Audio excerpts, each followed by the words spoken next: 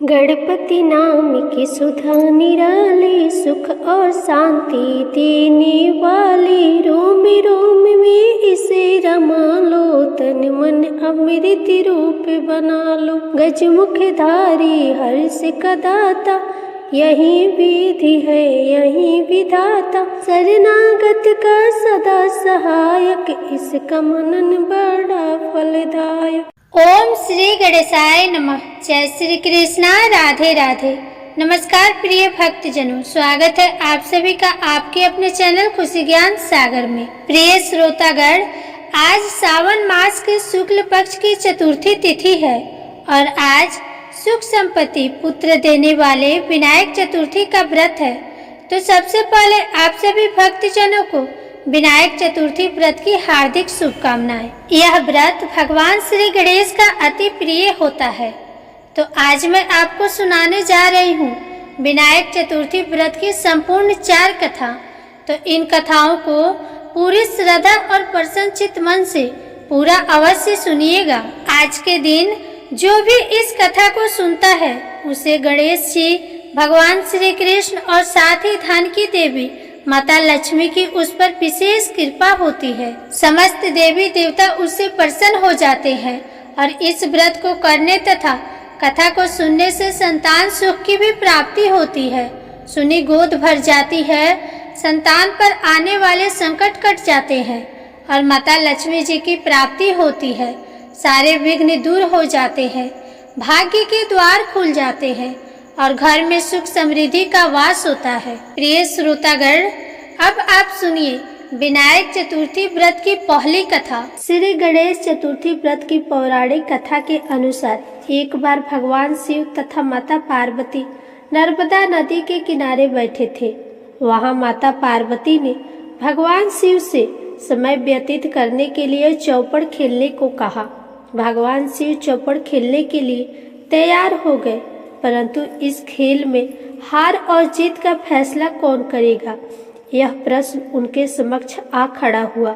तो भगवान शिव ने कुछ तिनके एकत्रित किए। तिनके का एक पुतला बनाकर उसका प्राण प्रतिष्ठा कर दी और पुतले से कहा, बेटा हम चौपड़ खेलना चाहते हैं, परंतु हमारी हार और जीत का फैसला करने वाला कोई नहीं है, इसलिए तुम बताना कि हम दोनों में से कौन हारा और कौन जीता।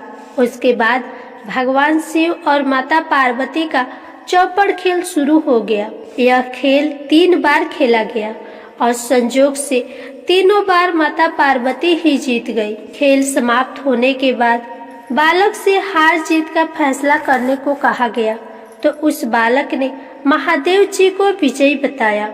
यह सुनकर माता पार्वती क्रोधित हो गई और क्रोध में उन्होंने बालक को लंगड़ा होने, कीचड़ में पड़े रहने का श्राप दे दिया। बालक ने माता पार्वती से माफी भी मांगी और कहा, यह मुझसे अज्ञानतावश हुआ है, मैंने किसी द्वेष भाव से ऐसा नहीं किया। तो बालक द्वारा क्षमा मांगने पर माता पार्वती ने कहा, यहाँ गणेश जी की पूजन के लिए नाग कन्याएं आएंगी, उनके कहे अनुसार तुम गणेश जी का व्रत करो, ऐसा करने से तुम मुझे प्राप्त करोगे। यह कहकर माता पार्वती शिव जी के साथ कैलाश पर्वत पर चली गई। 1 वर्ष के बाद उस स्थान पर नाग कन्याएं आई। तब नाग कन्याओं से श्री गणेश के व्रत की विधि मालूम करने पर उस बालक ने 21 दिन लगातार श्री गणेश जी का व्रत किया। उसकी श्रद्धा से श्री गणेश जी अति प्रसन्न हुए। उन्होंने बालक को मनवांछित फल मांगने के लिए कहा।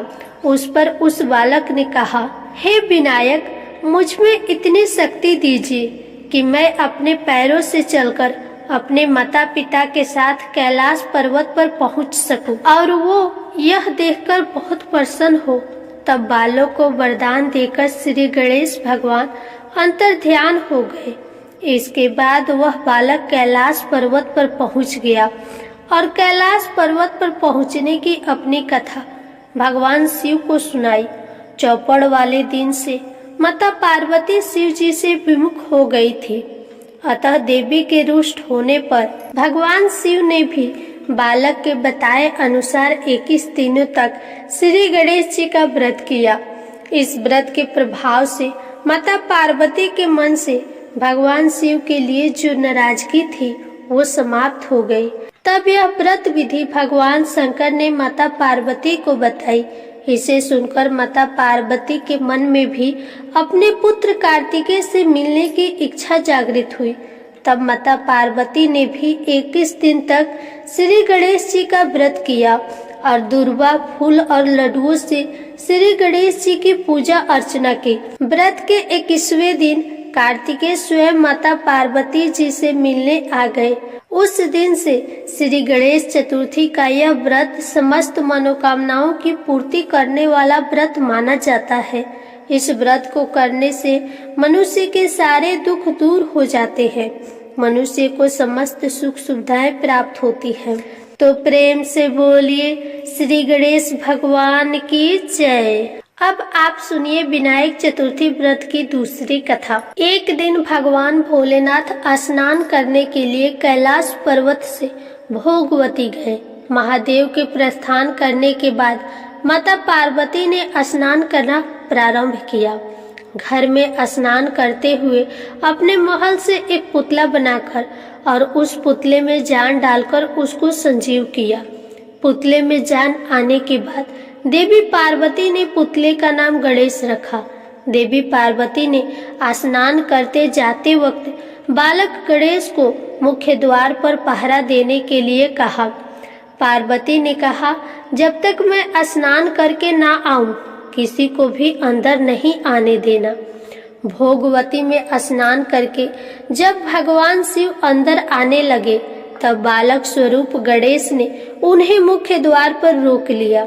भगवान शिव के लाख कोशिश के बाद श्री गणेश उनको अंदर नहीं आने दिए। श्री गणेश के द्वारा द्वार रोकने को उन्होंने अपना अपमान समझा। बालक गणेश का सिर धड़ से अलग करके वे अंदर चले गए। शिव जी जब घर के अंदर गए तो वह बहुत क्रोधित अवस्था में थे। ऐसे में देवी पार्वती ने सोचा कि भोजन में देरी होने की वजह से वे नाराज है, इसलिए उन्होंने 2 थालियों में भोजन परोसकर उनसे भोजन करने का निवेदन किया। 2 थालियां लगी देखकर शिवजी ने उनसे पूछा कि दूसरी थाली किसके लिए है। तब माता पार्वती ने जवाब दिया कि दूसरी थाली पुत्र गणेश के लिए है जो द्वार पर पहरा दे रहा है। तब भगवान शिव ने देवी पार्वती से कहा कि उसका सिर मैंने क्रोधित होने की वजह से धड़ से अलग कर दिया। इतना सुन के देवी पार्वती जी बहुत दुखी हो गई और विलाप करने लगी। उन्होंने भोलेनाथ से पुत्र गणेश का सिर जोड़कर जीवित करने का आग्रह किया। तब महादेव ने एक हाथी के बच्चे का सिर काटकर गणेश के सिर से जोड़ दिया। अपने पुत्र को फिर से जीवित पाकर माता पार्वती अत्यंत प्रसन्न हुई। इसलिए कहा जाता है कि जिस तरह भगवान शिव ने गणेश को नया जीवन दिया था, उसी तरह भगवान गणेश भी नया जीवन अर्थात आरंभ के देवता माने जाते हैं। प्रेम से बोलिए गणेश भगवान की जय। एक अन्य कथा के अनुसार बहुत समय पहले की बात है, एक नगर में एक निर्धन ब्राह्मणी रहा करती थी। उसके पति की समय से पहले ही मृत्यु हो गई थी। उसका एक 5 साल का पुत्र था। उसकी सास बड़े ही कठोर हृदय वाली थी, उसे तरह तरह से प्रताड़ित करती थी। एक दिन सास ने बहू और पोते को घर से निकाल दिया, क्योंकि उसे ऐसा लगता था कि उसकी बहू अभागिन है। उसी के वजह से उसके पुत्र की मृत्यु हो गई। अब क्या था, दोनों रोते बिलखते चलते चलते एक जंगल में जा पहुँचे। अब चलते चलते उन्हें थकान हो जाती है तो वे एक बड़े से पेड़ के नीचे बैठ गए। वहाँ से थोड़े ही दूरी पर एक गणेश जी का मंदिर था। वहाँ बहुत से लोग गणेश जी के दर्शन करने आते थे। दर्शन करके गणेश जी को प्रसाद चढ़ाते थे, फिर वह प्रसाद लोगों में बांट देते थे। इस प्रसाद से माँ बेटी का गुजारा होने लगा। उन्हें थोड़ा बहुत खाने को मिलता और पेट की आग शांत हो जाती और इस प्रकार दोनों गणेश जी की पूजा पाठ में लगे रहते। एक दिन की बात है, ब्राह्मणी अपने बच्चे के साथ रात्रि में सो रही थी। तभी उसे स्वप्न में भगवान गणेश जी ने दर्शन दिए और कहा कि हे पुत्री, तुम्हारी निर्धनता जल्द ही दूर हो जाएगी। तुम विनायक चतुर्थी का व्रत करो और साथ ही जंगल से ढेर सारी पुष्प लाकर उसकी माला बनाकर उसे मंदिर के पास ही श्रद्धालुओं से बेचो। इस प्रकार तुम्हें आय की प्राप्ति होगी, दिन पर दिन तुम्हारी तरक्की होगी। अब क्या था, जब सुबह हुई तो उस ब्राह्मणी ने ये बात अपने पुत्र को बताई तो पुत्र ने कहा, माँ ये तो बहुत अच्छी बात है। जब गणेश बाबा आपको स्वप्न दिए हैं तो हमें अवश्य ही फूल तोड़कर मालाएं बनाकर उन्हें बेचना चाहिए। वे हर रोज जंगल से फूल लाकर उसकी माला बनाकर बेचने लगे। साथ में पुष्प की सामग्री और प्रसाद भी बेचने लगे। इससे उनको आमदनी होने लगी। गणेश जी की अनुकंपा से उनकी आमदनी बढ़ने लगी और उस ब्राह्मणी ने विनायक चतुर्थी का व्रत भी किया। गणेश भगवान की कृपा से जल्द ही उन्होंने एक बड़ा सा मकान बनवा लिया और दुकान भी बनवा ली। इसी प्रकार से कुछ वर्ष बीत जाते हैं और वह ब्राह्मणी का पुत्र बड़ा हो जाता है। युवा अवस्था हो जाती है तो वह विवाह के योग्य हो जाता है। ऐसे ही एक दिन की बात है, एक राजा की लड़की मंदिर में रोज पूजा करने आती थी। ब्राह्मणी के बेटे को देखकर राजकुमारी उस पर मोहित हो गई और उससे विवाह करने की सोचने लगी। उसने अपने भाभी से सारे मन की बात बता दी तो भाभी भी अनुभवी थी। उसने कहा, ये ब्राह्मणी माली का बेटा है और तुम एक राजा की बेटी हो। यदि तुमने उससे विवाह किया तो हमारी बहुत ही बदनामी होगी। पर राजकुमारी अपनी बात पर अड़ी रही। उसने कहा, मैंने तो प्रतिज्ञा कर ली है कि मैं उसी से विवाह करूंगी। फिर भाभी ने घर जाकर सारी बात राजा को बता दी तो राजा ने मना नहीं किया, क्योंकि राजा तो स्वयं भगवान श्री गणेश का भक्त था और विवाह के लिए तैयार हो गया। उन्होंने बड़ी धूमधाम से बेटी का विवाह माली अर्थात ब्राह्मणी के पुत्र के साथ कर दिया। ब्राह्मणी ने सबसे पहले बेटे बहू को गणेश जी के मंदिर में ले जाकर पाठ करवाया और गणेश जी का आशीर्वाद दिलवाया। इसके बाद पूरे नगर में यह बात फैल गई कि गणेश जी की पूजा करने से दुख और कष्ट दूर हो जाते हैं। इस बात को सुनते ही नगर के सभी लोग मंदिर आने जाने लगे। ब्राह्मणी और उसके बेटे की बिक्री और अधिक बढ़ गई। अब देखिए भगवान श्री गणेश की महिमा। उधर उसकी सास के बुरे दिन आ गए। अन्नदाता उससे रुष्ट हो गए और वह भूखी मरने लगी। एक दिन वह रोते धोते उसी गणेश जी के मंदिर में जा पहुंची और वहां मालिनी के बेटे से बोली कि बेटा, मैं बहुत दिनों से भूखी हूँ, मुझे रोटी कपड़ा दे देना, इसके बदले मैं तुम्हारा सारा काम कर दूंगी। तो लड़के को दया आ गई और उसे काम पर रख लिया। उसने अपनी दादी को नहीं पहचाना। जब ब्राह्मणी घर आई तो उसने अपनी सास को तुरंत ही पहचान लिया। वह अपनी सास से बोली, सासू माँ आप यहाँ कैसे? तो सास ने पोते की तरफ इशारा करते हुए कहा, मेरी इस सेठ के यहाँ नौकरी लग गई है। तो बहू बोली, यह आपका पोता है माँ जी, और यह घर भी आपका है और यह दुकान भी आपकी है। जब आपने हमें घर से निकाला तब गणेश जी ने हमारी रक्षा की थी। बहू की बात सुनकर सास बोली, मेरी करनी मैंने भोग ली बेटा। तो बहू बोली, सासू जी अब आप हमारे यहाँ रहो और पोते का सुख देखो। हे श्री गणेश जी महाराज, जैसे सुख आपने ब्राह्मणी को दिया वैसा ही सुख सभी को देना। इस विनायक चतुर्थी व्रत की कथा कहने वाले, कथा सुनने वाले तथा हुनकारा भरने वाले सभी को देना। प्रेम से बोलिए श्री गणेश भगवान की जय। विनायक चतुर्थी की एक अन्य पौराणिक कथा के अनुसार एक साहूकार था। उसके घर रोज एक ब्राह्मणी रोटी लेने के लिए घर आती थी। घर के अंदर घुसते ही पोल के ऊपर गजानन जी का मंदिर था। वह गणेश जी को रोटी का एक कवर भोग हमेशा लगाती थी। बहुत दिन हो गए। गणेश जी महाराज ने कहा कि यह मुझे हमेशा भोग लगाती है, मुझे इसे कोई न कोई उपहार जरूर देना चाहिए। गणेश जी एक दिन उसके थाली में हीरे मोती भर देते हैं। ब्राह्मणी तो थाली लेकर अपने घर आ गई और साहूकार से रोटी लेने आना बंद कर दी। साहूकारनी ने उसे बुलावा भेजा कि बाई रोटी लेने के लिए क्यों नहीं आती हो। ब्राह्मणी ने कहा कि मुझ पर गणेश जी प्रसन्न हो गए। बहुत वर्ष तक रोटी लेने आ गई, परंतु अब नहीं आऊंगी। साहूकारनी मन में बहुत नाराज हुई और गणेश जी से कहा कि आप ब्राह्मणी के ऊपर प्रसन्न हुए, परंतु मुझ पर प्रसन्न नहीं हुए। तब गणेश जी की मूर्ति हटाकर बाहर फेंक दी। इधर सेठ जी की दुकान में धंधा पानी बंद हो गए। एक दिन सेठ जी की नजर पोल की मंदिर पर गई तो सेठानी जी से पूछा कि गणेश जी कहाँ गए।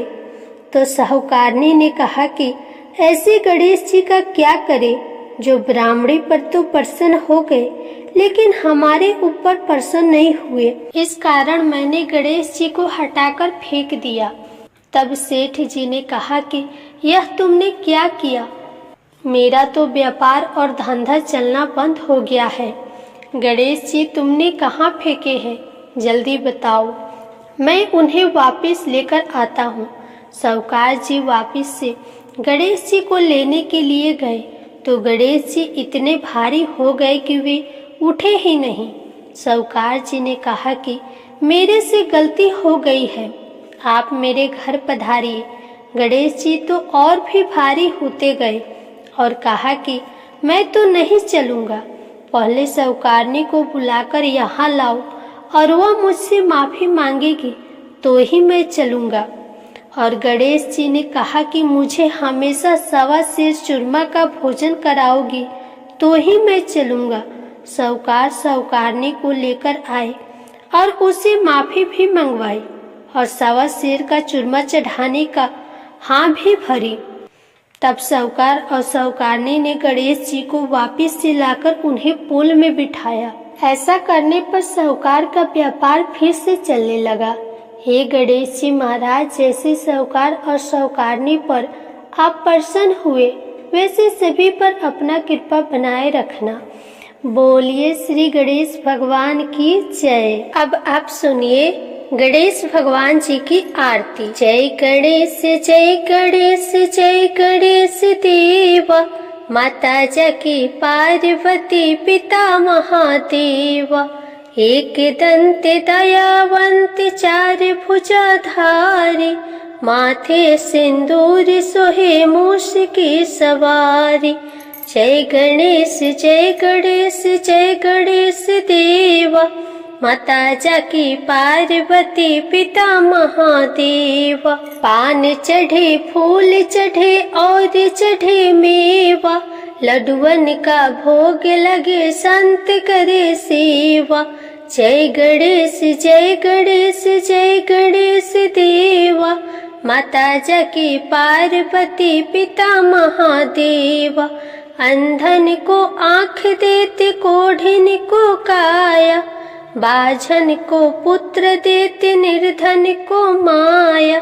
जय गणेश जय गणेश जय गणेश देवा, माता जकी पार्वती पिता महादेवा। सूर्य श्याम शरण आए सफल की जय सेवा, माता जकी पार्वती पिता महादेवा।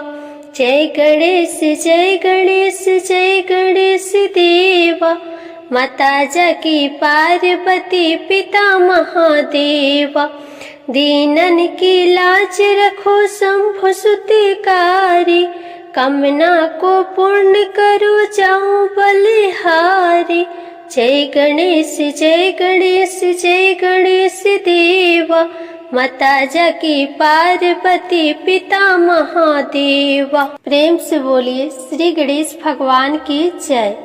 आप सभी का विनायक चतुर्थी का व्रत सफल हो और भगवान श्री गणेश जी आपकी सभी मनोकामनाओं को पूर्ण करें। आज की कथा आपको पसंद आई हो तो प्लीज वीडियो को लाइक करें और चैनल को सब्सक्राइब करके कमेंट में गणेश भगवान की जय जरूर लिखें।